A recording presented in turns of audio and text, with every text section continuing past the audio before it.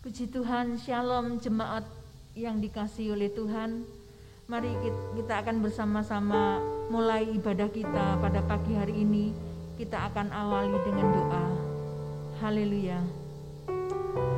Terpujilah nama Tuhan.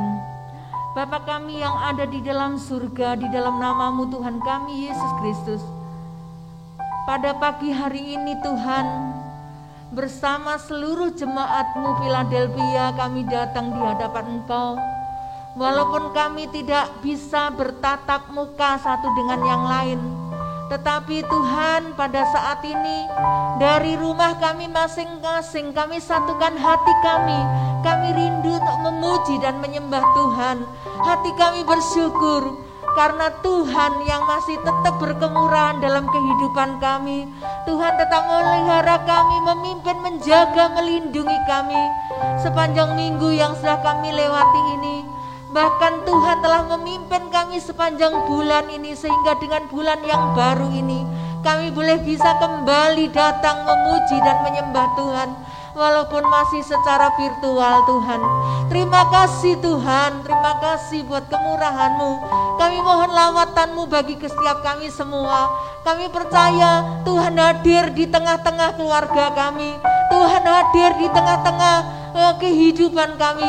Bahkan Tuhan hadir dalam setiap hati kami. Tuhan, Engkau melawat kami jemaat-Mu. Engkau menguatkan kami yang lemah. Engkau menyembuhkan kami yang sakit. Engkau menghiburkan kami yang susah. Kami percaya berkat Tuhan akan tercurah bagi setiap kehidupan kami jemaat-Mu yang sungguh-sungguh rindu dan haus akan Engkau, yang memiliki hati yang takut akan Engkau, yang mengasihi akan Engkau.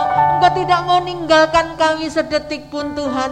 Engkau tetap bersama dan menyertai kami. Pimpinlah ibadah kami pada pagi hari ini dari awal sampai selesainya. Allah Roh Kudus bekerja dalam setiap kehidupan kami. Urapi hamba-hamba-Mu Bapa, sehingga menjadi berkat bagi kami semua. Terima kasih Bapa. Kami akan mulai ibadah kami pada pagi hari ini hanya di dalam nama Tuhan kami Yesus Kristus, Gembala kami yang agung. Kami sudah berdoa dan mengucap syukur. Haleluya. Amin. Puji nama Tuhan. Tuhan begitu baik. Tuhan sangat baik bagi kita. Kebaikan Tuhan kita rasakan sampai saat ini. Kita menaikkan syukur buat kasih Tuhan. Kita naikkan syukur buat kebaikan Tuhan. Semua karena kebaikan Tuhan. Terima kasih. Ku bersyukur Bapa.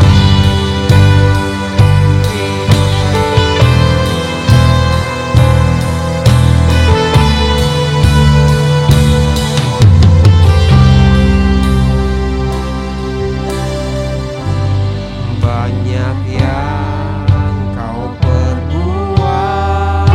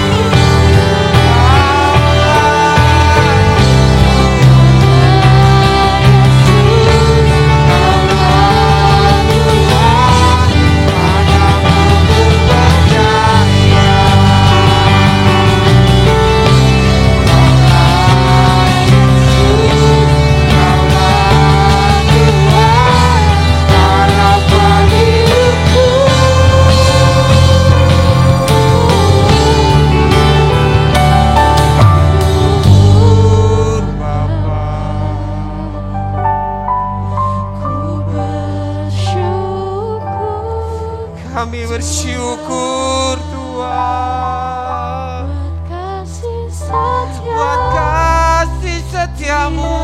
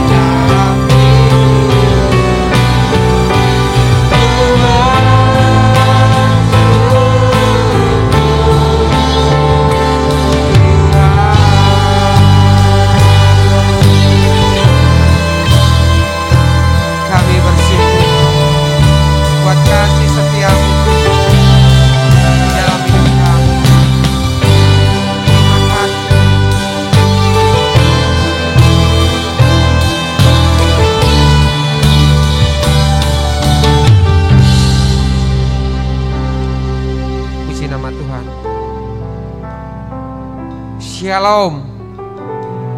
Bapak-bapak saudara merasakan kasih dan kebaikan Tuhan. Kita mau bersorak-sorai bagi Tuhan. Amin. Kita mau tinggikan Tuhan. Kita bersorak-sorai bagi Tuhan.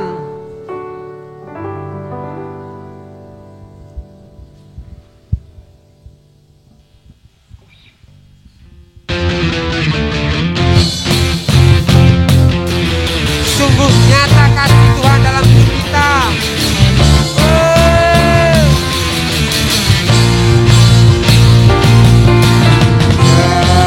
Indahnya pelangi,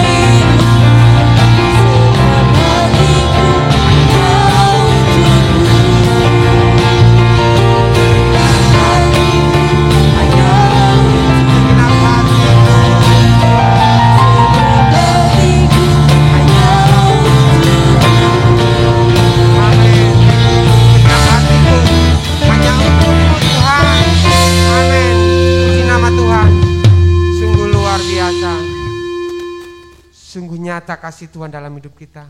Dia rela korbankan hidupnya untuk menebus hidup kita. Mari kita mau siapkan hati kita. Kita mau terima firman Tuhan. Kesempatan yang indah kita gunakan dengan sebaik-baiknya. Kita mau mendengar firman dengan sungguh-sungguh. Inilah hidupku Tuhan.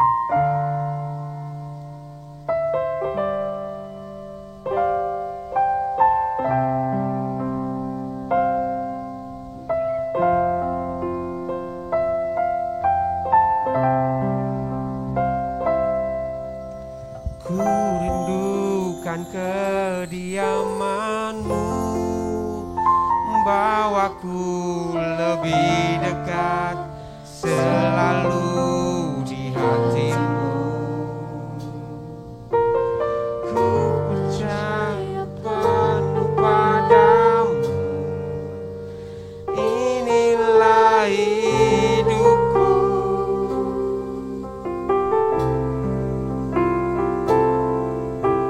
Bukan dengan hanya melihat, namun dengan percaya ku ada karena-Mu. Ku berikan seluruh hidupku hanya kepadamu. Inilah aku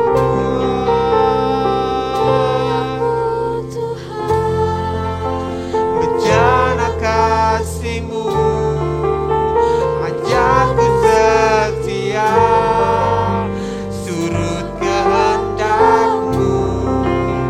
Ini aku Tuhan, untuklah hidupku, ajarku mengenal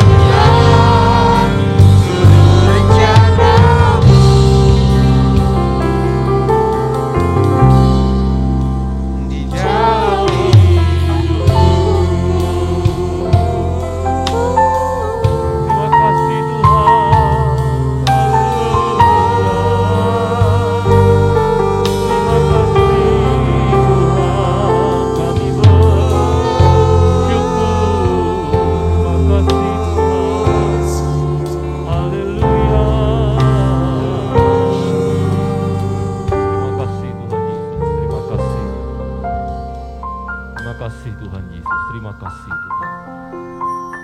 Terima kasih Tuhan. Kami mengucapkan syukur oleh karena kasih dan anugerah Tuhan, sehingga setiap kami semuanya pada hari ini boleh kembali bersama-sama untuk memuji dan memuliakan nama Tuhan Yesus.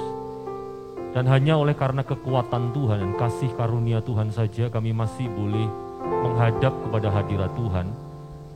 Dan jika bukan Tuhan yang menguatkan kami, maka di tengah-tengah situasi yang tidak mudah untuk banyak orang hari-hari ini, bahkan mungkin termasuk kami sendiri, maka mungkin sekali kami akan undur daripada Tuhan. Tetapi kami bersyukur oleh karena kekuatan Allah yang melimpah-limpah bahkan di dalam kelemahan kami, sehingga setiap kami semuanya boleh tetap berada di dalam hadirat Tuhan. Dan di dalam pimpinan Tuhan kami boleh bersama-sama beribadah hari ini. Sekalipun kami belum bisa beribadah secara langsung bertatap muka di rumah Tuhan. Namun demikian kami tetap bersyukur oleh karena media yang ada, teknologi yang ada, sehingga bisa digunakan untuk kemuliaan nama Tuhan. Sehingga kami masih boleh bisa beribadah dan mengakses firman Tuhan dimanapun ketika kami sedang beribadah hari ini. Namun demikian kami tetap berdoa supaya sekiranya seluruh jemaat Tuhan yang hari ini beribadah secara online pun juga dengan sungguh-sungguh menghadap hadirat Tuhan. Sama seperti ketika kami beribadah secara langsung di gereja. Sebab esensinya adalah ketika kami beribadah, adalah Tuhan sebagai Sang Pencipta yang memberi kesempatan kepada kami, ciptaan ini untuk menghadap kepada Tuhan. Engkau sedang memberi kesempatan kepada kami untuk mendengarkan firman-Mu. Itulah sebabnya biarlah setiap kami dengan penuh kesungguhan hati, memfokuskan pikiran hati kami untuk kebenaran firman Tuhan ini. Hamba-Mu memohon supaya kiranya Allah Roh Kudus juga memberkati kami, menuntun kami dalam mengerti kebenaran firman ini. Supaya kiranya firman ini boleh menguatkan kami, sekaligus membawa pemuliaan terhadap diri Allah di dalam kehidupan kami. Biarlah firman ini menerangi hati kami, meluruskan jalan hidup kami, bahkan juga menjadi terang bagi kehidupan kami. Di dalam nama Tuhan Yesus, Tuhan juga memberkati hamba-Mu di dalam kesederhanaan, kekurangannya, supaya kiranya Tuhan melengkapi untuk menjadi alat kemuliaan Tuhan. Segala pujian, hormat dan kemuliaan hanya bagi Tuhan. Di dalam nama Tuhan Yesus, kami siap mendengarkan firman-Mu. Haleluya. Amin. Puji nama Tuhan. Shalom Bapak Ibu yang dikasihi Tuhan. Dimanapun saudara hari-hari ini sedang mengakses firman Tuhan, ibadah di gereja GBBS Philadelphia Wage ini, saya berdoa saudara semuanya senantiasa di dalam pemeliharaan Tuhan. Saya berdoa saudara semuanya tetap dalam keadaan sehat. Ataupun sekiranya kita belum sehat secara jasmani, masih ada kelemahan-kelemahan tubuh yang harus kita tanggung, tapi setidaknya secara rohani kita boleh tetap kuat, kita boleh tetap perkasa di dalam Tuhan. Bapak Ibu yang dikasihi Tuhan, jika ada sesuatu yang sedang banyak diminta oleh banyak orang kepada Tuhan hari-hari ini, menurut saya itu adalah kesembuhan. Kesembuhan menjadi hal yang sangat mahal hari ini. Sebab bagaimana tidak, ada banyak orang yang masih juga memiliki begitu banyak dana, memiliki resource yang tidak terbatas untuk mengakses fasilitas-fasilitas medis, tetapi karena penuhnya, oleh karena banyaknya antrian orang yang sakit hari-hari ini, bahkan nampaknya uang mereka tidak berguna, bahkan nampaknya asuransi mereka bahkan juga tidak bisa menjamin mereka bisa mendapatkan atau mengakses fasilitas medis yang biasanya dalam hari-hari normal bisa mereka dapatkan. Jadi kesembuhan menjadi hal yang sangat amat mahal. Bukan saja mahal secara finansial, tetapi begitu susah diakses. Dan banyak orang kemudian lari atau kembali kepada Tuhan. Dalam hal ini mungkin kita bisa bersyukur ya, bahwa Tuhan melalui situasi yang ada hari-hari ini, melalui keadaan yang ada hari-hari ini, mendorong orang kembali untuk mengingat, yang pertama, betapa fragile-nya, betapa rapuhnya orang itu, betapa tidak berdayanya sebetulnya manusia itu, jika tanpa Tuhan. Itu yang pertama. Yang kedua, di saat yang sama, ketika orang mengerti tentang kerapuhan dirinya tanpa Tuhan, maka orang juga harus mengingat tentang betapa dikdayanya Allah. betapa maha agung dan kuatnya Allah. Satu-satunya tempat bersandar kita. Dan itulah sebabnya ada banyak orang hari-hari ini kembali berseru kepada Tuhan. Dan rupanya hal ini bukan sesuatu yang asing, saudara. Kenapa begitu? Karena sejak dalam perjanjian lama rupanya itu banyak sekali diungkapkan tentang orang-orang yang ketika menyadari bahwa dia tidak bisa melakukan apapun lagi secara manusia. Kekuatannya terbatas, menyadari kerapuhan, betapa fragile-nya dia. Maka di saat yang sama orang-orang ini kembali berseru kepada Tuhan. Ingat kitab Hakim-Hakim itu, di mana Tuhan itu nampaknya itu berputar terus, dalam arti kisah yang ada itu selalu berkaitan dengan orang Israel yang melanggar perintah Tuhan, lalu kemudian Tuhan hajar mereka. Sehingga kemudian ketika mereka menyadari mereka tidak mampu tanpa Tuhan, mereka kembali berseru kepada Tuhan. Tuhan bangkitkan hakim-hakim, lalu Tuhan tolong dan pulihkan. Tetapi terus menerus dalam circle yang seperti itu. Tapi apa yang hendak saya sampaikan adalah bahwa setiap orang kalau menyadari betapa rapuhnya dia, maka seharusnya orang ini datang kepada Tuhan. Namun demikian ada juga yang perlu kita ketahui berkaitan dengan hal ini. Bahwa ketika kita hendak datang pada Tuhan, bisa saja dimotivasi oleh sesuatu yang menyadarkan betapa rapuhnya tidak berdaya kita tanpa Tuhan, lalu kemudian datang pada Tuhan. Tetapi lebih daripada itu Bapak Ibu yang dikasihi Tuhan, pasca kita menerima pertolongan daripada Tuhan, maka hendaknya kita tidak hanya bergantung kepada Dia hanya oleh karena kerapuhan kita, tapi kebergantungan kita pada Dia lebih disadarkan atau dimotivasi oleh karena kemahaan Allah yang luar biasa. Sehingga pribadi Allah harus menjadi center, pusat dari iman kita. Sehingga Allah harus menjadi pusat dari ibadah kita. Ini yang disebut dengan theocentric theology. Dan hari ini kita akan belajar bersama-sama tentang bagaimana karya Tuhan di dalam kesembuhan. Bapak Ibu yang dikasihi Tuhan, ada banyak orang mungkin mendengar pengajaran. Ketika beribadah di dalam gereja, mereka bahkan seringkali dipuaskan dengan kalimat-kalimat yang menyenangkan telinga mereka berkaitan dengan karya Tuhan terhadap penyembuhan. Contoh misalnya, worship leader atau mungkin pengkhotbah berkata bahwa kalau saudara sakit, berseru kepada Tuhan, maka Tuhan pasti menyembuhkan. Seringkali kita mendengar kalimat-kalimat yang menyenangkan hati kita, membuat semangat kita mungkin tumbuh. Oleh karena apa? Kepastian bahwa Tuhan menyembuhkan kita. Namun tahukah saudara, sebetulnya dengan hati yang penuh keprihatinan saya harus sampaikan bahwa itu bukanlah pengajaran Alkitab. Bahwa Tuhan pasti menyembuhkan itu ternyata bukan pengajaran Alkitab. Kenapa saya katakan begitu, saudara? Rupanya Allah di dalam kedaulatannya itu dengan sebebas-bebasnya memberikan kasih-Nya, pertolongannya, kesembuhan yang daripadanya kepada orang tertentu dan tidak kepada yang lainnya, ataupun juga di saat yang sama bisa saja dia memilih untuk tidak menyembuhkan seadanya orang. Itu terletak dalam kedaulatan Allah. Allah bebas melakukannya. Allah tidak punya semacam obligasi atau tanggung jawab moral untuk menyembuhkan orang percaya pun sekalipun. No. Kita ini memang disebut anak-anak Allah. Ya, tapi ingat baik-baik. Kita disebut anak Allah karena kita percaya kepada Dia. Nah, ayat yang pertama yang akan saya ajak saudara untuk membaca supaya kita menyadari status kita dan di saat yang sama status Allah, itu ada di Yohanes pasal yang pertama. Yohanes pasal yang pertama. Saya sengaja ajak saudara membaca ini, oleh karena kadang-kadang seringkali kita ini dikecoh dengan pengertian yang salah mengenai status kita sebagai anak Tuhan. Kita pikir kalau kita anak, itu berarti kita berhak mendapatkan semua hal-hal yang baik dari Bapa kita. Itu memang benar, satu sisi.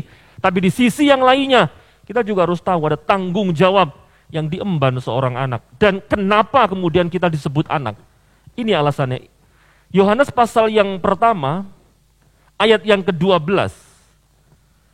Tetapi semua orang yang menerimanya, yang menerima Tuhan Yesus, diberinya kuasa supaya menjadi anak-anak Allah. Nah, perhatikan frase ini, yaitu mereka yang percaya dalam namanya.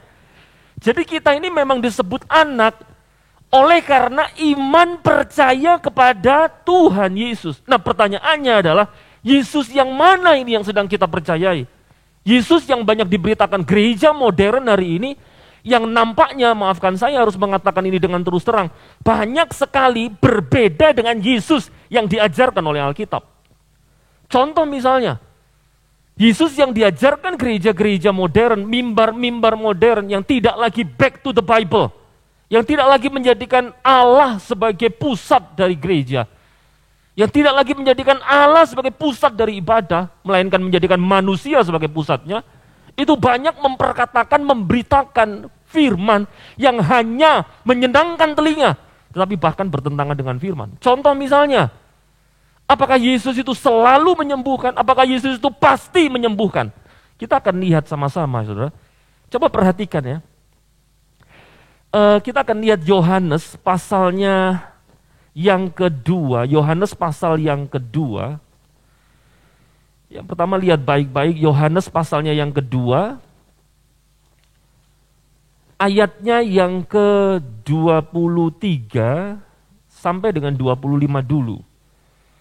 Kita akan lihat secara sistematik kenapa kemudian Tuhan itu tidak serta-merta selalu memberikan apa yang kita inginkan. Yohanes pasal 2 ayat 23 sampai 25. Dan sementara ia, Tuhan Yesus di Yerusalem selama hari raya Paskah, banyak orang percaya dalam namanya. Perhatikan ya, mereka percaya dalam namanya. Dan nampaknya kalau berpulang balik kepada Yohanes pasal 1 ayatnya yang ke-12 tadi yang kita baca, harusnya orang yang percaya itu disebut anak-anaknya, begitu kan? Tapi perhatikan ini, karena mereka telah melihat tanda-tanda yang diadakannya. Tetapi Tuhan Yesus sendiri, perhatikan, tidak mempercayakan dirinya kepada mereka, karena ia mengenal mereka semuanya. Apa maksudnya mengenal? Perhatikan ini. Dan karena tidak perlu seorang pun memberi kesaksian kepadanya tentang manusia. Sebab ia tahu apa yang ada di dalam hati manusia. Jadi yang dimaksud mengenal mereka semuanya di ayat 24 adalah karena Tuhan tahu hati setiap orang yang hendak datang padanya. Apakah orang hanya hendak datang padanya demi mendapatkan kesembuhan?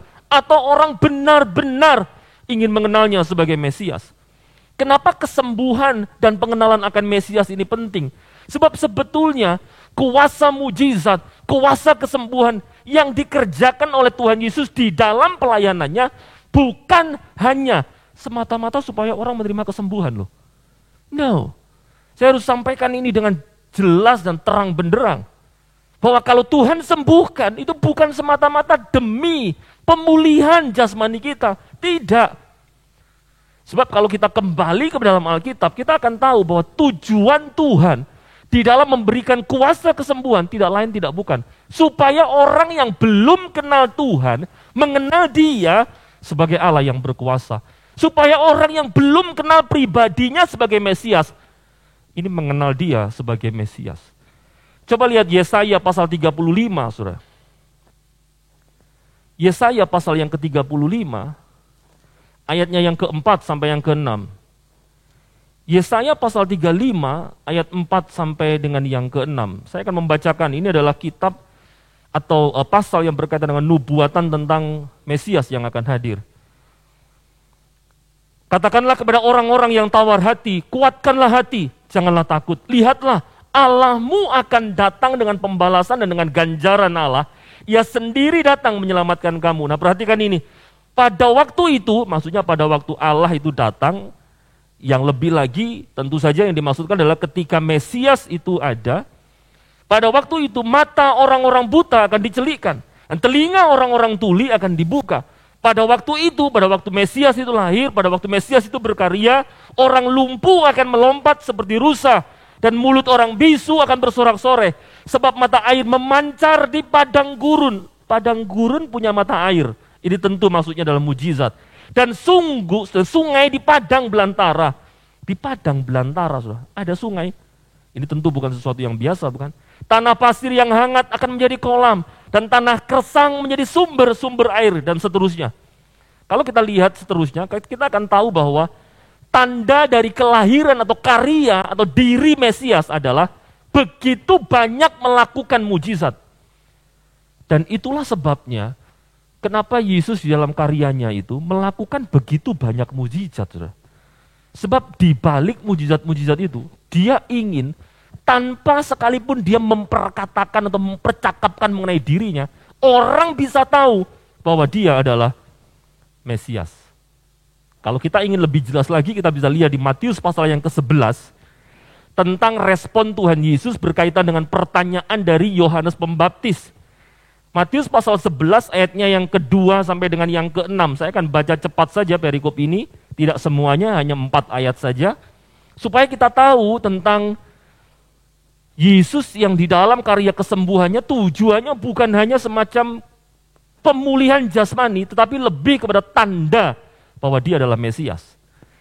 Di dalam penjara, Yohanes mendengar tentang pekerjaan Kristus, lalu menyuruh murid-muridnya bertanya kepadanya, "Engkaukah yang akan datang itu?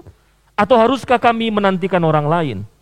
Tuhan Yesus menjawab mereka, "Pergilah dan katakanlah kepada Yohanes, apa yang kamu dengar dan kamu lihat. Orang buta melihat, orang lumpuh berjalan, orang kusta menjadi tahir, orang tuli mendengar, orang mati dibangkitkan, dan kepada orang miskin diberitakan kabar baik. Dan berbahagialah orang yang tidak menjadi kecewa dan menolak aku." Ini unik, saudara. Harusnya kalau dia ditanya, apakah benar dia ini Mesias, yang dimaksud dengan yang akan datang itu, atau haruskah mereka menunggu orang lain? Ya Yesus bisa saja jawab, "Iya, aku Mesias, akulah yang akan datang itu." Bisa saja dia mengatakan begitu. Tapi alih-alih dia menjawab dengan jawaban seperti itu, dia justru menyuruh Yohanes Pembaptis, dalam hal ini orang-orang yang disuruhnya, murid-muridnya, melihat realita yang menunjukkan bahwa dia adalah Mesias, yaitu apa? Mujizat. Dengan kata lain, mujizat itu tidak lebih dari hanya sekedar tanda. Yang tujuannya adalah apa? Orang mengenal Yesus sebagai Mesias. Kalau begitu, jangan sampai kita berhenti hanya pada tandanya itu saja. Sebab tanda itu hanya media untuk kita sampai pada tujuan yang sebenarnya, yaitu siapa? Kristus. Nah, agaknya ini ironis, oleh karena banyak gereja hari-hari ini mengenal dia sebagai Tuhan dan Juru Selamat, beriman begitu, tetapi fokusnya terus kepada mujizat, terus kepada kesembuhan, terus kepada pemulihan dan yang lain-lain. Dan tema-tema ini, sekalipun populer di gereja modern, tetapi saya berdoa dan bersyukur oleh karena hal-hal seperti itu tidak diajarkan di gereja kita. Mimbar ini bisa saja menyampaikan firman-firman yang menyenangkan telinga manusia, tapi belum tentu menyenangkan telinga Tuhan. Tapi bersyukur bahwa saudara bertumbuh di dalam gereja di mana mimbarnya dipakai untuk mengajarkan Injil yang sejati, yang kadang meskipun menyakitkan, tetapi memulihkan jiwa kita. Yang kadang nampaknya tidak enak didengar, tetapi membawa kepada keselamatan. Ingat baik-baik Bapak Ibu yang dikasihi Tuhan, saudara yang terkasih di dalam Tuhan, bahwa mengenal firman Tuhan dengan benar tidak akan pernah menjadi beban.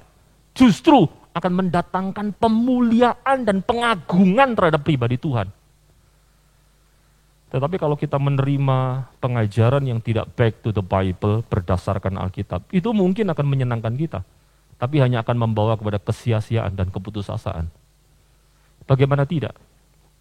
Kalau memang Tuhan Yesus itu selalu dan pasti menyembuhkan, maka pertanyaan ini yang harus dijawab. Lalu kenapa banyak orang Kristen yang juga akhirnya mati di dalam sakitnya? Minggu ini menjadi minggu yang tidak mudah bagi gereja, oleh karena beberapa jemaat dipanggil Tuhan. Beberapa bahkan bertanya, kenapa kok Tuhan gak sembuhkan? Kan Tuhan sanggup sembuhkan, kenapa dia gak sembuhkan? Well, kita mungkin punya jawaban-jawaban klasik. Ya, Tuhan turut bekerja di dalam segala perkara mendatangkan kebaikan. Gereja punya jawaban-jawaban klasik seperti itu. Dan itu tentu saja Alkitabiah. Tapi yang saya hendak sampaikan adalah bahwa memang Tuhan tidak punya kewajiban untuk menyembuhkan kita. No. Jangan berpikir bahwa kita ini seperti seolah-olah hanya oleh karena kita itu disebut anak Tuhan, maka kita bisa membawa Tuhan, menarik Tuhan dari tahtanya, sehingga menjadi tidak lebih dari hanya sekedar alat ataupun sarana yang bisa kita gunakan untuk apa? Kemuliaan diri kita. Tidak. Justru sebaliknya ya. Gereja yang benar itu menaruh, meletakkan, menempatkan Tuhan di posisi yang seharusnya dia berada, yaitu di atas tahtanya. Menjadi raja yang berhak menerima kemuliaan dan penyembahan atas segala keputusannya yang baik, adil, penuh hikmat, dan tidak mungkin salah. Jadi yang pertama hari ini kita belajar, Yesus memang tidak selalu pasti menyembuhkan. Contoh ya saudara, kalau saudara perhatikan di 2 Korintus pasal 12 ayat 7 sampai 12, itu menceritakan tentang Paulus, seorang yang sudah berjeri lelah untuk Tuhan. Orang yang bukan saja rela meninggalkan segala sesuatu untuk Tuhan, tetapi dia juga adalah orang yang rela untuk menanggung segala sesuatu untuk Tuhan. Tapi ingat baik-baik ya, ketika dia sedang bergumul dengan duri dalam dagingnya, dikatakan duri dalam daging itu, kalau ikan sih nggak kerasa ya, ada duri dalam dagingnya. Artinya keberadaan duri tidak mungkin menyakitkan untuk ikan tuh. Tapi kalau Paulus manusia menggambarkan seperti itu tentu menyakitkan bagi dirinya.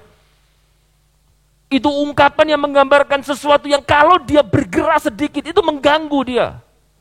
Dan beberapa penafsir melihat ini sebagai penyakitnya Paulus. Sebab kalau saudara mempelajari tentang orang ini, rasul ini, maka saudara akan ketahui dia ini punya penyakit glukoma, tekanan pada pembuluh darah mata yang sangat mengganggu dia. Tapi tahukah saudara, dalam doanya untuk duri dalam dagingnya itu, meskipun memang kalau saudara lihat di natsnya di 2 Korintus 12 itu nampaknya seperti orang gitu ya, yang dimaksudkan duri dalam daging. Tapi itu hanyalah majas atau gaya bahasa personifikasi. Sesuatu yang bukan manusia tapi dipersonkan, diungkapkan seolah-olah manusia. Dan banyak penafsir mengatakan itu adalah sakitnya. Tapi ingat baik-baik ya, ketika dia bergumul dengan Tuhan mengenai sakitnya itu, yang tentu saja kalaupun dia sembuh itu tujuannya baik, supaya dia bisa lebih luasa melayani Tuhan. Tapi dalam hal itu pun, kepada pribadi seperti Paulus pun, Tuhan berkata apa? Cukup kasih karuniaku kepadamu. Sebab di dalam kelemahanmu, nyata kekuatan Tuhan. Saudara ingat baik-baik ya. Saya tekankan terus-menerus ini ya, bahwa Tuhan tidak punya kewajiban. Tuhan tidak punya obligasi untuk menyembuhkan kita. Tidak. Tetapi apakah kalau Tuhan tidak menyembuhkan berarti Tuhan tidak menolong kita? Ini pun jawabannya sama. Tidak. Maksud saya begini. Tahukah saudara bahwa bentuk pertolongan Tuhan itu bisa sangat beragam. Bisa sangat bermacam-macam. Kalau Tuhan menolong itu tidak selalu seperti yang kita pinginkan gitu. Kalau yang sakit mintanya ditolong supaya apa? Sembuh. Tapi nggak selalu demikian. Kalau yang jomblo mintanya ditolong apa? Punya pacar, begitu kan? Kalau yang masih menganggur ya mintanya supaya mendapatkan pekerjaan. Yang miskin mintanya kaya dan seterusnya tuh. Yang punya istri cerewet gitu mintanya apa? Istrinya jadi pendiam gitu kan. Tapi dengar baik, cara Tuhan menolong tidak selalu seperti yang kita pikirkan, yang kita inginkan. No. Dia adalah Allah yang begitu kreatif, dengan hikmat yang tidak terselami oleh kita, sehingga bisa saja dia tetap memberikan pertolongannya, sekalipun tidak sesuai dengan apa yang kita inginkan. Contoh ya, saudara ingat ketika Israel keluar dari Mesir, itu atas permintaan dan perintah Tuhan kan. Tuhan yang oleh karena mendengar jeritan Israel, kemudian tergerak hatinya untuk apa? Untuk membebaskan Israel. Dia utus Musa, angkat Musa untuk membawa Israel keluar. Tapi waktu mereka keluar, mereka itu ditaruh Tuhan di sebuah tempat yang disebut dengan Baal Zephon itu, yang menjorok ke laut gitu. Dan tempat itu menyempit begitu, semacam delta gitu. Bukan varian delta ini juga ya, bukan. Tapi tempat yang menjorok ke laut, yang kalau mereka berkemah di situ, lalu kemudian Mesir menyusul mereka, maka there's no other way gitu. Tidak ada jalan yang lain, nggak ada backdoor, pintu belakang untuk mereka melarikan diri. Sebab apa? Belakang mereka itu lautan. But you know what, cara Tuhan menolong itu rupanya bukan dengan membuat Fir'aunnya mati sehingga kemudian gak jadi diberangkatkan pasukan itu. Atau membuat pasukannya itu bertempur satu dengan yang lain dengan sendirinya itu. Seperti halnya yang dilakukan ketika menolong Yosua misalnya. Tidak. Cara Tuhan menolong tidak demikian tuh. Tidak juga membuat orang Israel yang sedemikian banyak menjadi invisible itu, nggak bisa dilihat gitu. Sehingga orang-orang bingung, di mana ini orang Israel? Enggak dengan cara seperti itu. Cara Tuhan menolong dengan membelah laut Teberau itu. Sehingga orang Israel berjalan di tanah yang kering. Tapi kan ditolong Tuhan? Iya, ditolong Tuhan. Waktu Israel berjalan di padang gurun, cara Tuhan menolong bukannya membuat perut mereka tetap dalam keadaan kenyang. Loh, apa Tuhan tidak bisa lakukan itu? Tuhan tentu bisa, jangankan membuat perut tetap kenyang tuh. Sendal yang mereka pakai itu, kasut mereka itu, baju mereka itu dipakai 40 tahun tuh nggak rusak. Jangan tanya mereknya apa itu, saya nggak tahu, Homipet, Carville atau apa, nggak tahu. Ya tentu saja belum ada itu. Tapi maksud saya bisa tuh Tuhan lakukan mujizat seperti itu. Tapi cara Tuhan menolong tidak demikian. Tuhan menurunkan mana dari surga. Waktu mereka teriak-teriak pengen daging. Waduh, burung puyuh dikasih Tuhan. Tapi rupanya cara pertolongan Tuhan lain lagi ketika mereka sudah masuk di Kanaan. Mananya tuh berhenti. Roti yang dari surga itu berhenti. Sebab apa? Mereka harus bercocok tanam dan kemudian memelihara kehidupan mereka dari hasil cocok tanam itu. Saudara bisa melihat ini betapa kreatifnya Allah itu. Waktu Daud itu hendak dibunuh oleh Saul, saudara. Waktu Saul itu pertama kali dendamnya itu tidak karu-karuan sama Saul sehingga ingin bunuh Daud itu. Cara Tuhan bukan membuat Saul mengurungkan niatnya untuk bunuh Daud. No. Cara Tuhan adalah dengan apa? Membangkitkan putranya Saul, Yonatan. Untuk menjadi apa? Untuk menjadi orang yang mengasihi Daud dan menolong Daud. Menginformasikan rencana papanya, Saul itu. Sehingga Daud bisa melarikan diri. That's the way, itu cara Tuhan menolong itu begitu kreatif. Termasuk dalam hal soal orang yang sakit. Cara Tuhan menolong belum tentu selalu menyembuhkan. Lalu pertanyaannya, kalau Tuhan tidak menyembuhkan, lalu di mana letak pertolongan Tuhan bagi orang yang sakit, yang kemudian sampai akhir hidupnya dia tetap dalam keadaan sakit? Dengar baik Bapak Ibu yang dikasihi Tuhan. Pertanyaan yang sama pernah menggelayut dalam pikiran saya. Ketika saya memikirkan tentang pertolongan Tuhan kepada para martir. Saya punya satu buku yang membahas tentang para martir modern sampai martir-martir rasul-rasul itu. Termasuk murid-murid Yohanes misalnya siapa itu? Polikarpus gitu. Ini bukan Polikarpus yang pilot itu, bukan. Ini Polikarpus murid Yohanes membahas beberapa martir. Lalu saya sempat bertanya begini, kalau Tuhan menolong, kenapa kok mereka mati ya? Sayangnya memang buku itu bukan buku teologis yang berkaitan dengan pertolongan Tuhan bagi para martir. Itu hanya kisah-kisah yang dicatat melalui tradisi lisan yang kemudian dibukukan begitu saja. Kalau Tuhan menolong, kenapa kok Tuhan nggak bikin misalnya ya, pedang yang hendak penggal Paulus itu menjadi gak mempan gitu di lehernya Paulus. Kenapa gak bikin itu?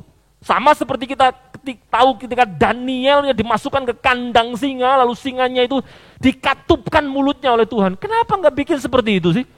Kan pasti begitu fenomenal tuh. Justru mungkin melalui itu penyebaran Injil menjadi luar biasa. Kenapa gak bikin itu? Kenapa mereka masih mati itu? Tapi dengar baik Bapak Ibu yang dikasihi, dalam pergumulan saya mencari jawaban itu, saya bersyukur bahwa Tuhan menuntun saya untuk sampai pada satu ayat yang menguatkan luar biasa. Coba lihat 2 Tesalonika. Saya tiba-tiba ingat ini ya. Tuhan, terima kasih. Coba lihat ya 2 Tesalonika. Itu ya. Sebentar. Ya, puji Tuhan. 2 Tesalonika pasal yang ketiga. 2 Tesalonika pasal yang ketiga. Saya bacakan ayat 1 dan ayat 2, tapi saya akan lebih fokus kepada frase terakhir di ayat yang kedua. Selanjutnya saudara-saudara, berdoalah untuk kami supaya firman Tuhan beroleh kemajuan dan dimuliakan. Sama seperti yang telah terjadi di antara kamu, dan supaya kami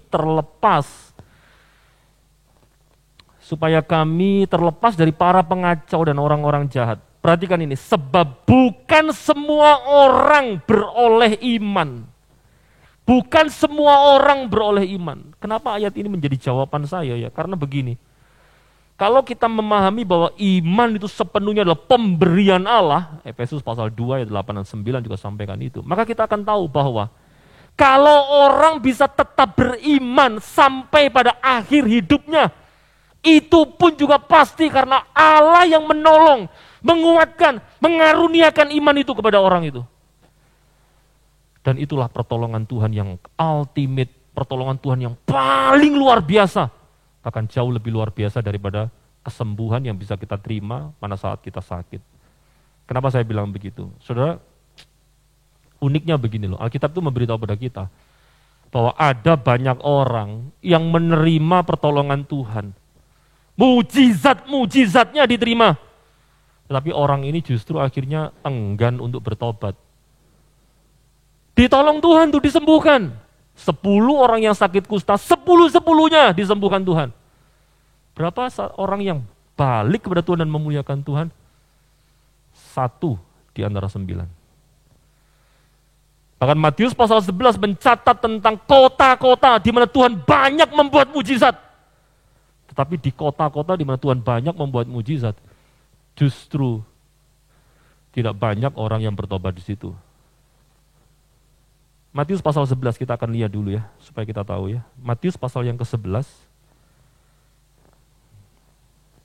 ayatnya yang ke-1, coba lihat ya.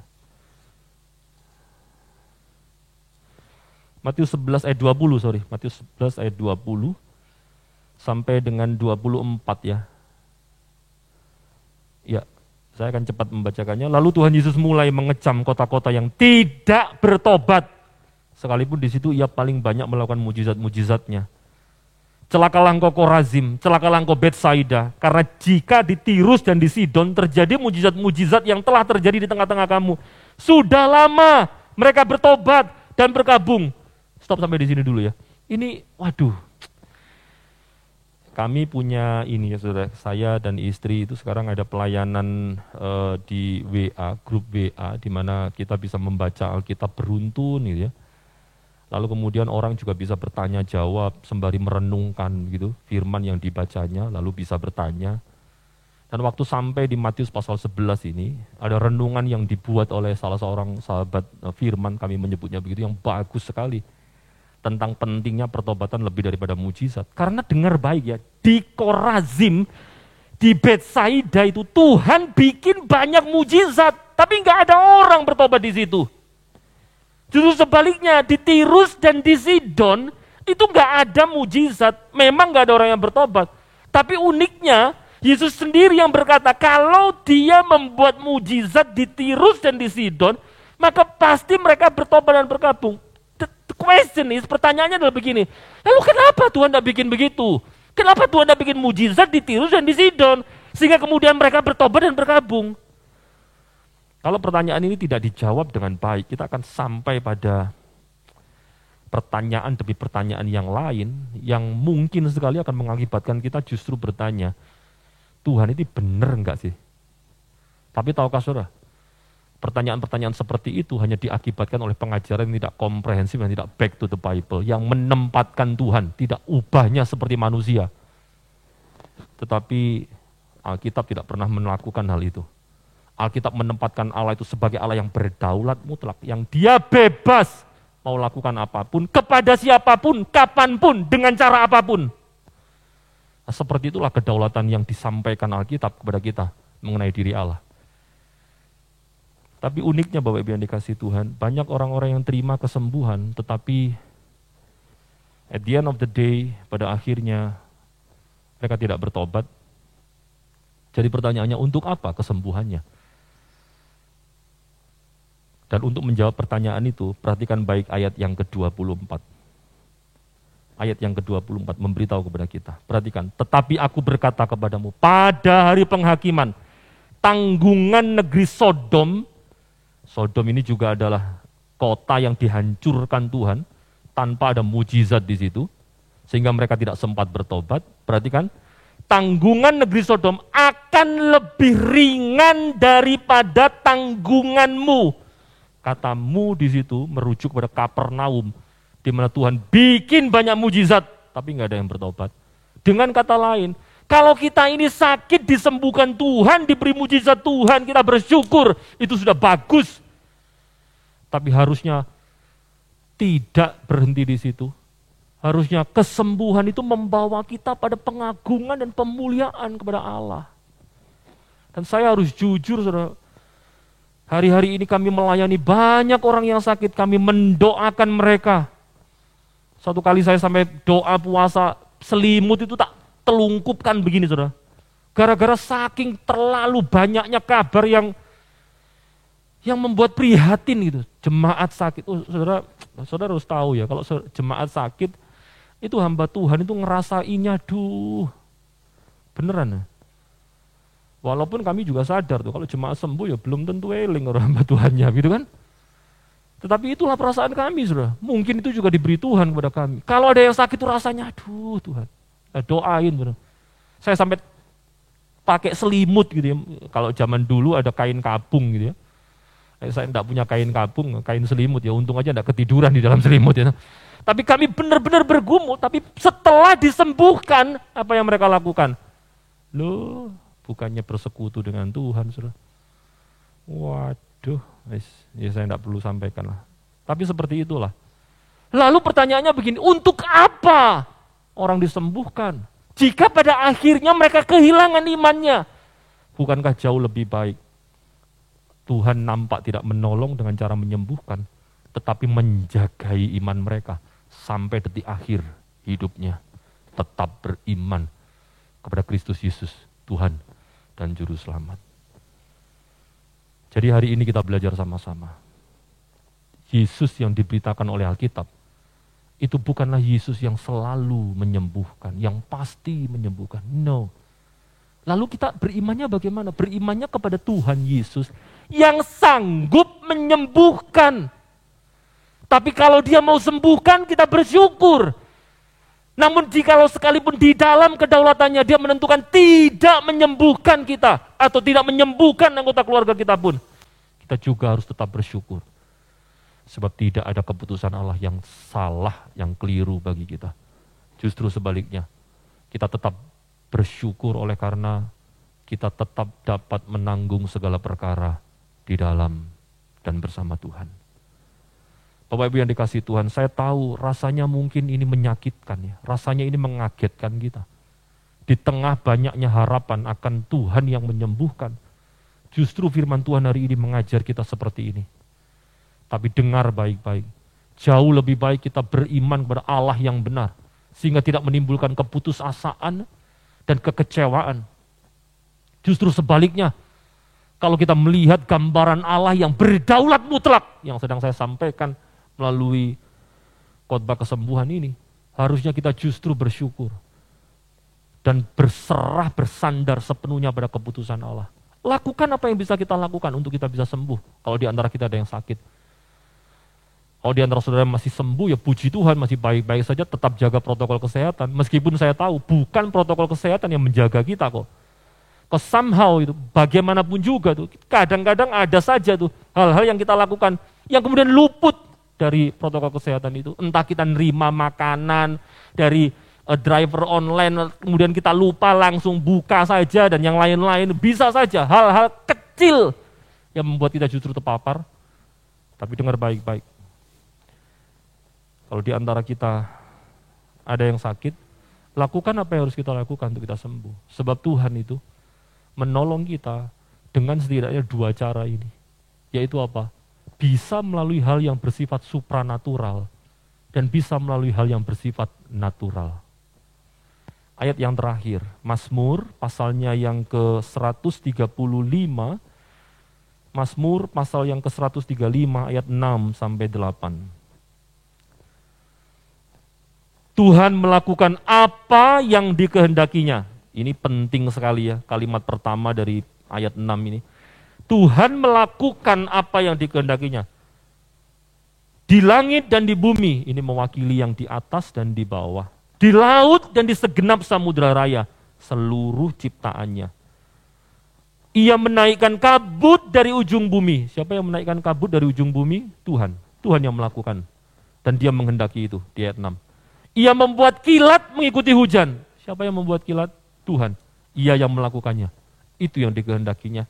Ia mengeluarkan angin dari dalam perbendaraannya. Ini adalah mewakili hal-hal yang bersifat natural. Ya iyalah, kalau ada hujan lalu ada kilat, kita bilang biasa tuh. Biasa tuh, kita datang ke pantai lihat gelombang, ombak, lautan, biasa. Tapi even hal-hal yang natural, yang nampak biasa itu, perhatikan baik-baik. Tuhan melakukannya, Ia yang melakukannya. Sebab Allah itu berkuasa atas hal-hal yang bersifat natural. Pun Dia juga berkuasa atas hal-hal yang bersifat supranatural. Ayat 8-9. Dialah yang memukul mati anak-anak sulung Mesir, baik manusia maupun hewan, dan mendatangkan tanda-tanda dan mujizat-mujizat ke tengah-tengahmu, hai Mesir, menentang Fir'aun dan menentang semua pegawainya. Lihat baik-baik. Ayat 8 dan 9 mewakili peristiwa-peristiwa yang bersifat supranatural, yang ternyata dikatakan, Dia juga yang melakukannya. Jadi Bapak Ibu yang dikasihi Tuhan, Allah menolong kita melalui dua cara setidaknya. Yang bersifat natural maupun yang bersifat supranatural. Kalau saudara punya resource, punya sumber daya, entah saudara punya simpanan, tabungan uang, entah saudara punya koneksi-koneksi ya, untuk membuat saudara bisa tetap sehat misalnya ya, gunakan itu saja. Kalau saudara bisa mengakses obat-obatan, suplemen yang mahal, ya gunain saja uangmu untuk itu. Jangan pelit gitu loh. Karena Tuhan juga bisa menolong kita melalui suplemen, vitamin, makanan-makanan, buah-buahan, atau obat-obatan yang kita minum. Tuhan bisa sembuhkan kita melalui hal itu. Sebab Tuhan juga berkuasa untuk hal-hal yang bersifat natural, alami, hal-hal yang nampak biasa. Tuhan berkuasa melakukannya. Tapi ingat baik-baik ya. Kalau kita tidak bisa mengakses hal itu, misalnya karena terbatas sumber daya kita, gak punya uang, gak punya duit buat beli mahal, vitamin, suplemen yang mahal-mahal itu. Saya ini kalau sama istri sama anak-anak itu minumnya apa? IPI. Vitamin C yang 8.000, isinya wakeh sudah. Karena memang tidak bisa mengakses obat-obatan yang mahal gitu. Tapi saya percaya Allah itu berdaulat terhadap hal-hal yang bersifat supranatural juga. Artinya apa? Kalau memang kita nggak berdaya, nggak punya resource untuk mengakses fasilitas medis, obat-obatan, vitamin yang mahal, dengar baik-baik. Bahkan kalau kita nggak bisa minum apapun yang bisa menyokong kesehatan kita, Allah bisa menolong kita melalui cara-cara yang supranatural. Sebab Dia berkuasa menolong kita, baik dengan cara yang natural maupun yang supranatural. Tapi ingat baik-baik, sekali lagi, Dia tidak punya kewajiban untuk menyembuhkan kita. Sembuh atau tidak itu urusannya Tuhan. Urusan kita adalah tetap berpaut kepada Dia sampai akhir hidup kita. Supaya kalaupun kita misalnya tidak menerima kesembuhan secara jasmani, kita tetap menerima keselamatan secara rohani. Dan dengar baik-baik, tidak ada yang lebih baik dibandingkan dengan kemuliaan kekal bersama dengan Tuhan di sorga. Itulah sebabnya, kalau ada di antara saudara yang kehilangan orang-orang yang saudara kasihi oleh karena keadaan seperti ini. Saya tahu bagaimana rasanya sedih kehilangan orang-orang yang kita cintai. Saya juga pernah kehilangan bapak saya. Tapi dengar baik-baik. Mengetahui bahwa mereka mengakhiri hidupnya tetap di dalam iman kepada Yesus Kristus dan Juru Selamat. Harusnya menjadi penghiburan bagi kita. Bahwa sekalipun kita bisa mengasihi mereka, Tuhan lebih mengasihi mereka. Sekalipun mungkin bisa kita sediakan bagi mereka hal-hal yang menyenangkan mereka di dunia ini. Tapi itu semua tidak sebanding dengan kesenangan bersama dengan Tuhan di sorga. Kematian bahkan bukan sesuatu yang buruk bagi orang percaya. Yang penting adalah Tuhan menolong kita. Entah dalam keadaan sembuh ataupun sakit, entah hidup ataupun mati, Tuhan pasti menolong kita. Tuhan Yesus memberkati kita semuanya. Amin. Tundukkan kepala dan kita akan berdoa. Hari ini kami mungkin mendengar firman yang keras, yang menegur kami, yang membongkar paradigma kami yang salah mungkin. Tetapi kami bersyukur bahwa firman Tuhan memperkenalkan kami tentang Allah yang diberitakan oleh Alkitab, yang diperkenalkan oleh Alkitab. Dan tidak ada cara lain kami mengenal diri Allah selain daripada Alkitab ini. Engkau menggunakan firman-Mu sebagai cara untuk memperkenalkan diri-Mu kepada kami. Dan oleh karena kebenaran firman-Mu juga kami membangun iman kami. Bahkan jika sekalipun apa yang kami dengar ini menyentakkan kami, menghentakkan hati kami, tapi kami mau tetap bersyukur. Kami tetap mau untuk menghormati, menghargai, meninggikan, memuliakan Tuhan di tempat di mana Tuhan seharusnya berada. Sebagai Raja yang berdaulat mutlak atas seluruh alam semesta. Kami tidak punya hak apapun bahkan untuk klaim Tuhan, untuk paksa Tuhan melakukan apa yang seperti yang kami kehendaki. Tapi sebaliknya, kami hanya bisa memohon kepadamu. Sebagai bentuk iman kami berdoa. Kami yang sakit membutuhkan kesembuhan daripada Tuhan. Kami yang sedang dalam kelemahan tubuh membutuhkan kekuatan yang daripada Tuhan. Itu yang bisa kami lakukan sebagai bentuk iman kami kepada Allah yang pasti juga mendengarkan doa kami. Tapi dalam setiap permohonan-permohonan kami, baik atas kesembuhan kami ataupun kesembuhan orang-orang yang kami kasihi, biarlah kami juga tetap bisa mengakhirinya dengan kalimat yang diajarkan Tuhan, yaitu supaya kehendak-Mu yang jadi dan bukan kehendak-Mu. Agar kami bisa menerima kedaulatan Tuhan, keputusan Tuhan yang tidak pernah mungkin salah. Biarlah kami semuanya tetap memiliki iman yang benar. Bukan iman yang didasarkan atas kesembuhan kami. Bukan iman yang didasarkan atas pemulihan jasmani kami saja.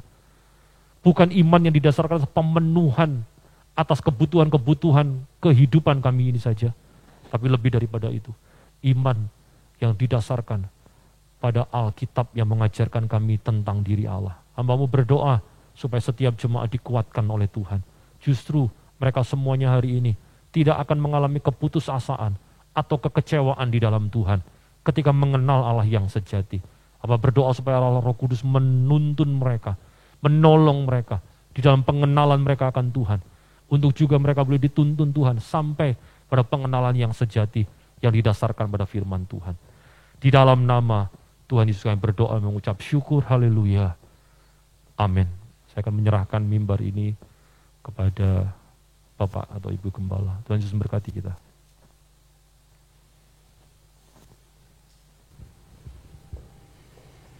Ya, puji Tuhan, saudara-saudara sekalian yang dikasihi oleh Tuhan.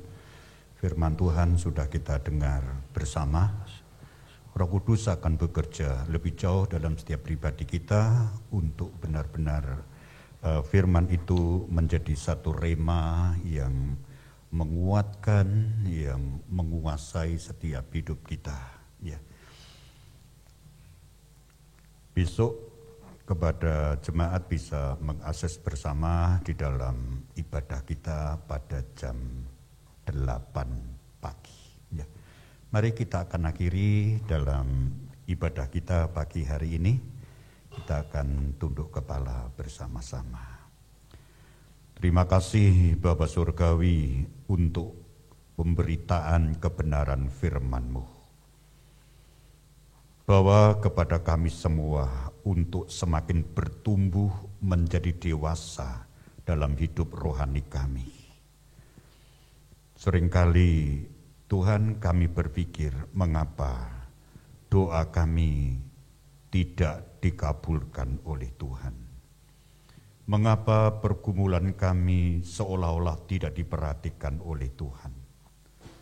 Mengapa masa-masa sulit yang kami alami seolah-olah Engkau tidak melawat kami. Tuhan, biar Engkau terangi hati dan pikiran kami semua, seluruh jemaat-Mu, agar kami mengenal Engkau sebagai Bapa yang kekal, Bapa yang Maha Tahu, Bapa yang Maha Bijaksana, dan Bapa yang berdaulat penuh atas setiap kehidupan kami. Beri kepada kami hati untuk tetap percaya kepada Tuhan. Beri kepada kami hati untuk tetap setia kepada Tuhan. Beri kepada kami hati untuk tetap bersyukur, dan bersyukur. Karena Engkau Bapa yang punya rencana yang jauh lebih baik daripada apa yang kami pikirkan. Seringkali kami hanya berpikir hal-hal yang bersifat sementara, hal-hal yang bersifat jasmaniah. Tetapi Engkau memikirkan jauh lebih daripada itu, kekekalan, kemuliaan abadi bersama dengan Engkau. Kuatkan setiap jemaat dalam imannya, supaya di masa-masa sulit ini kami tidak mengeluh, tetapi kami boleh menengadah hati dan pikiran kami kepada Tuhan. Pengharapan yang sejati, pertolongan yang sejati, itu datangnya hanya dari Tuhan saja. Terima kasih seluruh jemaat GBPS Philadelphia Wage, khususnya dari orang tua sampai kepada anak-anak. Biar kami semakin merapat, hidup rohani kami semakin mendalam untuk mencari Tuhan. Walaupun sampai minggu ini kami belum bisa beribadah bersama di dalam rumah Tuhan. Kami ingin menghadirkan suasana surgawi berada dalam tiap-tiap rumah kami. Beri kami hati yang takut akan Tuhan. Beri kami semua hati yang hormat akan Tuhan. Terutama di dalam kami menjalankan bersama ibadah di hari Minggu ini. Terima kasih. Terima kasih Tuhan. Engkau melawat setiap jemaat satu persatu, dari yang tua sampai kepada anak-anak. Saudaraku yang dikasihi oleh Tuhan, sekarang terimalah berkat, terimalah anugerah, terimalah damai sejahtera di dalam persekutuan Bapa, Putra, dan Roh Kudus, dalam nama Tuhan Yesus Kristus, dilimpahkan atas setiap keluarga kami semuanya.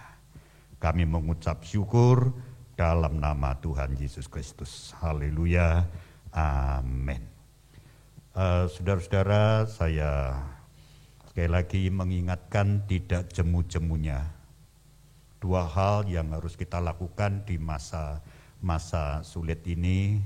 Kita belum bisa mengadakan ibadah secara langsung, tetapi pesan saya yang pertama, justru kesempatan ini kita pakai, masing-masing pribadi kita lebih erat hubungan kita dengan Tuhan, ya, dalam doa, dalam baca firman, ya, dalam bersama-sama untuk kita mencari Tuhan, walaupun di rumah kita masing-masing. Yang kedua, saya juga mengingatkan terus kita jaga protokol kesehatan secara ketat dimanapun, ya, harus kita perhatikan dengan baik-baik. Doakan supaya suasana yang tidak kita sukai ini segera berlalu sesuai dengan kehendak Tuhan tentunya, ya, dan kita boleh berkumpul kembali beribadah dalam rumah Tuhan. Tuhan Yesus memberkati kita semuanya. Amin.